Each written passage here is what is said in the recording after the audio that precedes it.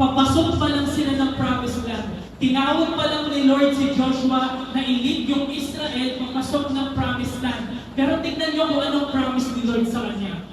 I have given it to you. Ano daw? Binigay na ni Lord yung lupa kina Joshua, hindi pa nga sila nakakapasok. Dito, ang promise ni Lord is in past tense. Anong ibig sabihin nun? Ibig sabihin, sinasabi ni Lord kay Joshua, sa'yo na yung lupa na yun, panalo na kayo, kailangan mo lang pumasok. Anong ibig sabihin nun? Pag sinasabi ni Lord kay Joshua, panalo ka na, sa inyo na to, kailangan nyo lang dumaan sa process. Nakasunod po, na merong pangako sa'yo si Lord, tapos ka na sa pag-aaral.